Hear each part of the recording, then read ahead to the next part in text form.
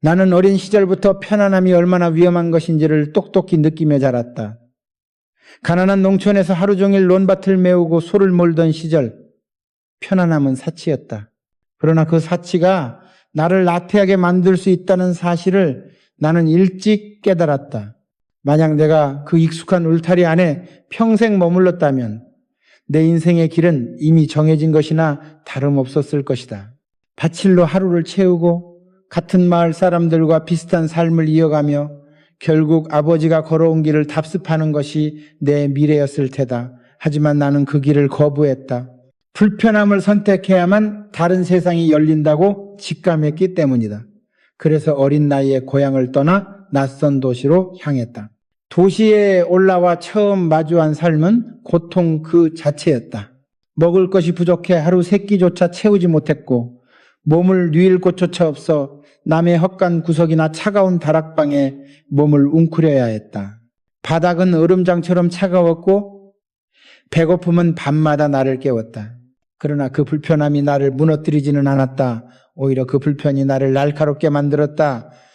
작은 기회조차 놓치지 않기 위해 눈을 크게 떴고 누군가 베푼 작은 친절에도 진심으로 감사할 줄 알았다. 불편함은 내 감각을 깨우고 나를 더욱 민첩하게 움직이게 했다. 사람들은 종종 말한다. 편안한 환경 속에서 좋은 생각이 나온다고. 그러나 나는 다르게 본다. 아이디어는 불편 속에서 태어난다. 막다른 골목에 몰리고 더 이상 물러설 곳이 없을 때 살아남기 위해서는 새로운 길을 찾을 수밖에 없다. 그 절박한 순간이 바로 창조의 순간이었다. 심리학에서도 말한다. 사람은 익숙한 환경, 이른바 컴포트 존에 오래 머물면 성장이 멈추고 사고가 둔해진다고.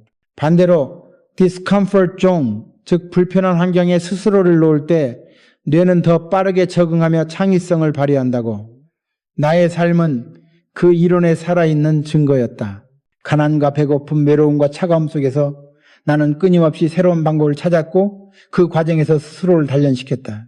돌이켜보면 내가 세운 모든 사업과 조직의 출발점은 편안함이 아니라 불편함이었다. 돈이 부족했고 기술도 없었으며 환경은 언제나 척박했다. 그러나 그 불편함이 나를 몰아붙였고 몰아붙임 속에서 나는 새로운 길을 찾아야 했다. 결국 불편은 나를 단련시키는 훈련장이 되었고 편안함은 나를 눕히려 했지만 불편은 나를 세웠다. 사람들은 불편을 고통이라 부른다. 그러나 나는 불편을 기회라 불렀다. 남들이 피하는 순간 나는 그 안으로 들어갔다. 멈출 때 나는 움직였고 그것이 내 인생의 가장 단순하지만 가장 강력한 무기가 되었다. 내 삶은 늘 불편의 연속이었지만 그 불편은 단 한 번도 나를 배반하지 않았다.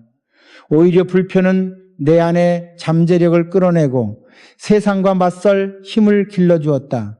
나는 그 불편을 통해 세상을 읽는 법을 배웠고 사람을 알아보는 눈을 키웠다. 그리고 무엇보다 불편을 통해 성장하는 법을 배웠다. 오늘 내가 말하고 싶은 첫 번째 진실은 이것이다. 편안함은 사람을 무디게 하지만 불편함은 사람을 깨운다. 그리고 그 깨어남이야말로 새로운 길을 열어주는 시작이다. 나는 늘 확신했다. 아이디어와 기회는 편안한 환경이 아니라 불편함 속에서 만들어진다고. 사람들이 걷지 않는 길, 아무도 도전하지 않는 공간, 모두가 고개를 저으며 돌아서는 그 자리야말로 내가 뛰어들어야 할 무대였다. 중동의 사막에서 길을 닦을 때도, 울산의 황무지에 조선소를 세울 때도 상황 같았다. 뜨겁게 몰아치는 모래바람과 끝없이 펼쳐지는 황무지는 모두에게 불가능이라는 단어를 떠올리게 했지만 나에겐 기회라는 단어로 다가왔다. 아무도 들어가지 않으니 그곳은 텅 비어 있었고 텅 빈 땅은 나만의 길을 낼 수 있는 무대였다. 남들이 말리는 불편함 속에 들어가면 그 안에 숨겨진 기회가 반드시 있었다. 사람들은 넓고 닫혀 있고 많은 이들이 이미 걸어가고 있는 길을 좋아한다. 하지만 그 길 끝에는 언제나 평범함이 기다리고 있었다. 나는 그것이 두려웠다. 그래서 일부러 좁고 거칠며 누구도 가지 않는 길을 선택했다. 그 길은 불편했지만 결국 나를 더 큰 세상으로 이끌어 주었다. 경제학자 슌페터는 창조적 파괴를 말하며 기존의 안락한 질서를 깨뜨려야 새로운 가치가 탄생한다고 했다. 나는 바로 그 원리를 몸으로 살아낸 셈이다. 불편을 견디고 돌파하는 과정 속에서 세상에 없던 산업과 길이 열렸다. 실제로 세계의 많은 기업가들이 내가 걸었던 길과 비슷한 결정을 내렸다. 아마존의 제프 베조스는 안정적인 월가 생활을 벌이고 당시엔 불확실하기 짝이 없던 인터넷 서점 창업에 뛰어들었다. 일론 머스크 역시 편안한 환경을 두고 보장된 삶을 살 수 있었지만 오히려 가장 불편하고 불확실한 우주 산업과 전기차 시장을 선택했다. 남들이 피하는 불편한 길을 택했기 때문에 그들은 세상을 바꿀 수 있었다.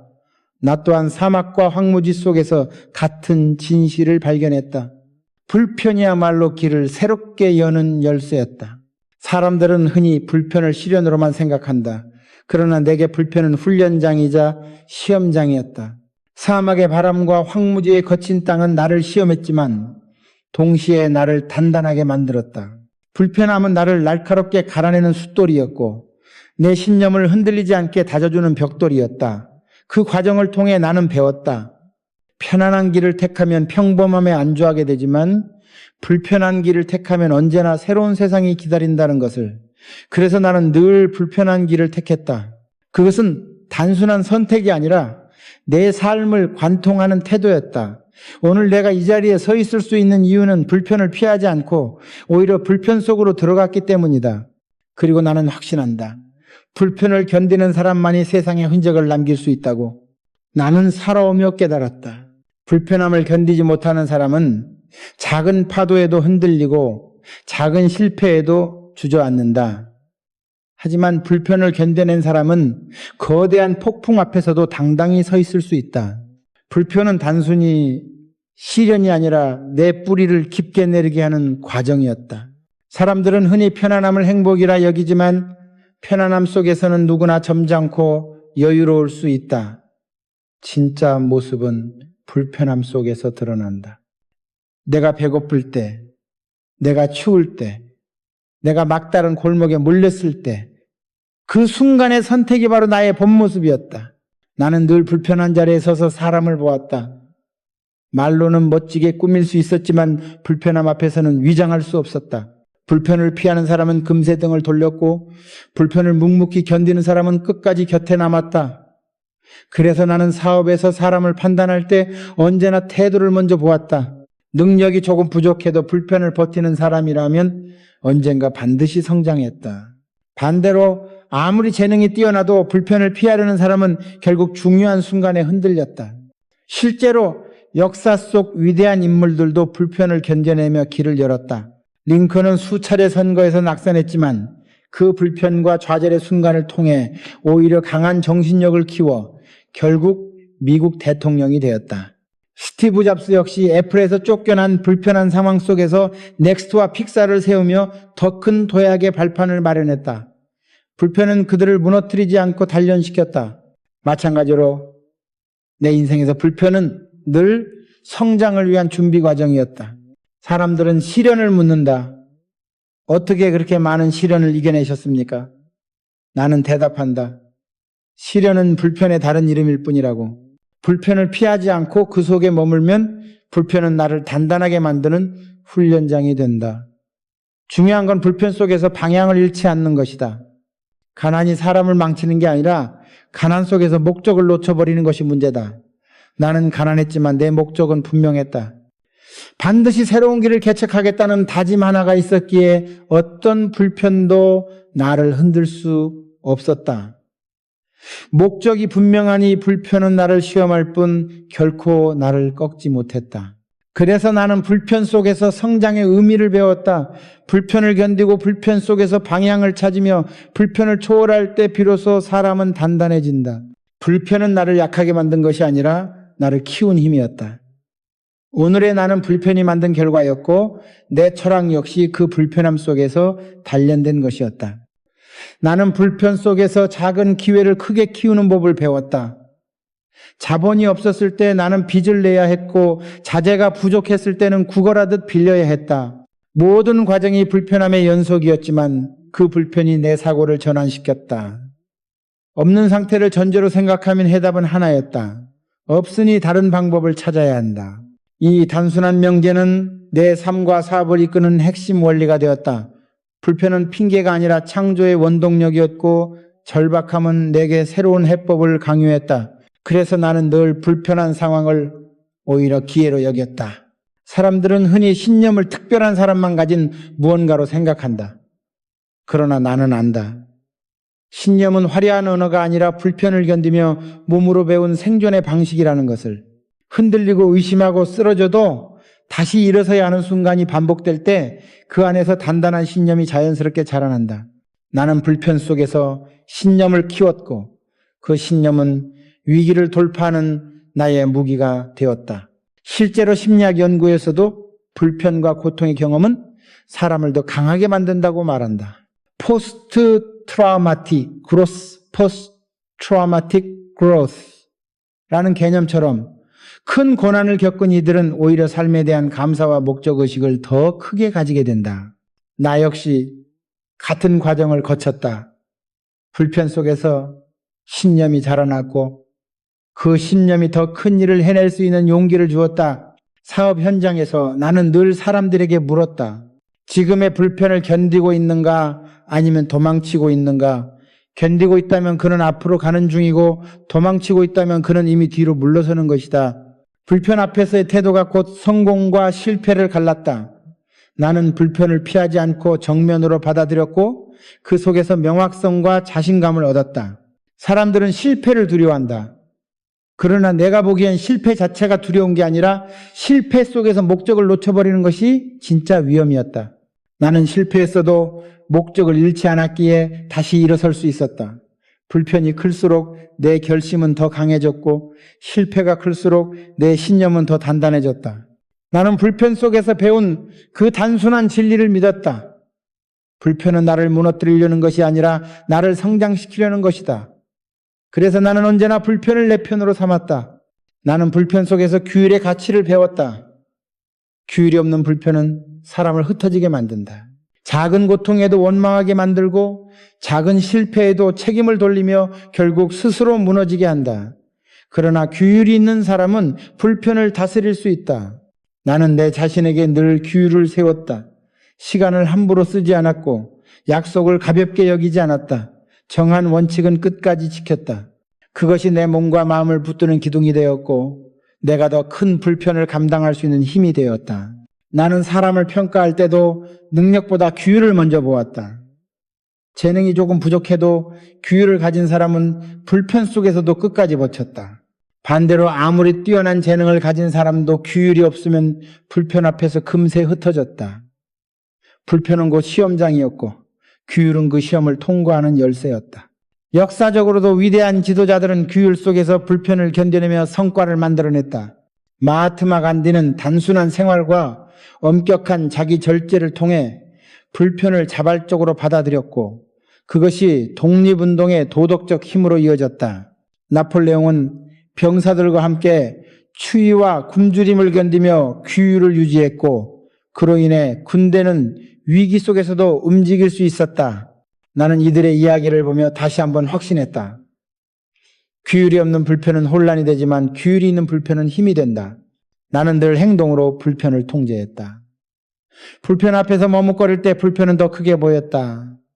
그러나 불편 속으로 뛰어들면 그것은 견딜 수 있는 현실이 된다. 행동은 불편을 작게 만들고 불편을 넘어서게 한다. 그래서 나는 불편 속에서 먼저 움직였다. 한 발자국이라도 내디디면 불편은 시험이 아니라 훈련이 되었고 그 움직임은 다른 사람들에게 용기를 주었다. 나는 배웠다. 사람은 불편을 피할 때 약해지고 불편을 다스릴 때 강해진다. 불편을 다스리는 방법은 단순하다. 명확한 비전, 엄격한 규율, 끊임없는 행동. 이 세 가지가 있으면 어떤 불편도 감당할 수 있다. 내 삶의 모든 순간은 이 원칙으로 유지되었고 그 원칙은 나를 단단하게 붙잡아 주었다. 길을 세운다는 것은 언제나 외롭고 불편한 과정이었다. 아무도 가지 않은 길은 늘 낯설고 땅은 거칠고 날씨는 가혹했다. 그러나 나는 그 불편 속에서 내 안의 목소리를 더 크게 들을 수 있었다. 사람들의 반대보다 더 무서운 벽은 내 안의 두려움이었다. 하지만 나는 그 두려움조차 불편의 일부로 받아들였다. 두려움을 견디고 나면 오히려 더 큰 확신이 찾아왔다. 그 확신이 있었기에 나는 계속해서 길을 만들 수 있었다. 나는 확신한다. 편안한 자리에 머무르는 사람은 길을 따를 수는 있어도 결코 길을 만들 수는 없다. 불편을 선택하고 불편에 머물며 불편을 초월한 사람만이 새로운 길을 세울 수 있다. 내 삶의 모든 순간은 그 길을 만들기 위해 불편을 감수하는 과정이었다. 나는 내가 만든 길 위에 다른 사람들이 보다 편안하게 걸어갈 수 있다는 사실을 알았기에 그 고통조차 의미가 있었다. 역사를 돌아보면 인류의 모든 도약은 불편에서 시작되었다. 라이트 형제가 동네 사람들의 조롱과 실패를 감수하면서도 불편한 실험을 반복했기에 하늘을 날 수 있었다. 스티브 잡스가 안정된 길을 거부하고 불편한 창조의 길을 걸었기에 오늘날 우리가 손에 쥔 스마트폰이 태어났다. 나 역시 울산의 황무지에 조선소를 세우며 수많은 이들의 비웃음을 감당해야 했다. 그러나 그 불편한 선택이 결국 한국의 역사를 바꿨다. 나는 늘 물었다. 지금의 불편이 내일 누군가의 기회가 될 수 있는가? 그 질문은 내 행동의 나침반이었다. 내 불편이 단지 나 하나의 고생으로 끝나는 것이 아니라 더 많은 사람의 길을 열고 더 큰 세상의 기회를 만든다면 그것은 견딜 가치가 있는 불편이었다. 나는 한 사람의 편안함보다 많은 사람의 미래를 더 크게 여겼다. 그것이 내 사업의 본질이었고 내 삶의 목적이었다. 그래서 나는 불편을 단순한 고생으로 보지 않았다. 그것은 새로운 길의 씨앗이었고 미래를 위한 투자의 과정이었다. 불편을 감수하지 않는다면 길은 결코 열리지 않는다. 나는 길을 세우는 사람이 되고 싶었고 불편을 내 인생의 동반자로 삼았다. 그 선택이 내 삶을 바꿨고 내 나라를 바꿨다. 나는 불편 속에서 규율을 배웠듯 실패 속에서도 배움을 얻었다. 실패는 언제나 불편을 동반했고 그 불편은 내 인내심과 사고방식을 시험했다. 하지만 나는 실패를 단순한 끝이 아니라 시작으로 보았다. 쓰러진 자리에 오래 머무르면 그것은 좌절이 되지만 다시 일어나면 그것은 성장의 재료가 된다. 나는 수없이 넘어졌고 수없이 부딪혔지만 그때마다 더 빨리 일어섰다. 멈춰있는 것은 실패보다 더 위험했다. 멈춤은 정신을 죽이고 기준을 무너뜨리며 사람을 작게 만들기 때문이다. 나는 실패할 때마다 물었다. 이 실패는 나에게 무엇을 남겼는가? 그 질문은 내 태도를 바꿨고 태도는 내 선택을 바꿨으며 선택은 결국 나의 다음 성공을 준비시켰다. 불편과 실패는 내 삶에서 가장 값진 스승이었다. 책상 위에서 배우는 지식보다 현장에서 몸으로 부딪히며 얻은 교훈이 나를 더 크게 만들었다. 자재가 부족할 때는 창의적인 방법을 찾아야 했고 인력이 모자랄 때는 직접 현장에 뛰어들어 손발을 움직였다. 기술이 부족해도 부딪히며 익혔고 경험이 없어도 몸으로 배웠다. 그 불편함과 실패는 수십 권의 책보다 더 깊은 가르침을 내게 주었다. 나는 깨달았다. 실패를 끝으로 보는 사람은 그 자리에서 멈추지만 실패를 배움으로 바꾸는 사람은 거기서 다시 시작한다는 것을. 그래서 나는 실패를 두려워하지 않았다. 오히려 실패를 통해 더 단단해지고 불편 속에서 더 강해지는 내 자신을 보았다. 그것은 단순한 좌절이 아니라 끊임없는 훈련이었고 결국 회복력이라는 가장 큰 무기로 다져졌다. 심리학에서도 말한다. 레질리언스, 즉 회복 탄력성은 성공한 사람들의 공통된 특징이다. 환경이나 능력보다 중요한 것은 쓰러진 후 다시 일어서는 힘이다. 나는 내 삶으로 그 사실을 증명했다.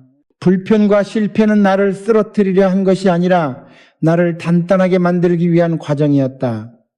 그래서 나는 실패를 피하지 않았고 오히려 그 속으로 걸어 들어갔다. 실패는 나의 적이 아니라 나의 자산이었다. 나는 평생 불편과 실패를 동반자로 삼았다. 편안함은 순간의 휴식일 뿐이었지만 불편은 나를 성장시키는 훈련장이었고 실패는 나를 단단하게 만드는 자산이었다. 그래서 나는 말한다. 인생은 결코 편안함을 주지 않는다. 인생은 불편함을 준다. 하지만 그것은 벌이 아니라 선물이다. 불편은 당신을 더 강하게 만들고 더 깊게 만들고 더 멀리 보게 만든다. 불편을 견디지 못하면 인생은 작은 울타리에 갇히지만 불편을 견디면 인생은 더 큰 세상으로 열린다. 나는 불편을 원망하지 않았다. 오히려 그것을 나의 동반자로 삼았다. 불편은 나를 훈련시켰고 나를 붙들어 주었으며 끝내 나를 크게 키웠다. 만약 내가 평생 편안함만을 좇았다면 오늘의 나는 존재하지 않았을 것이다.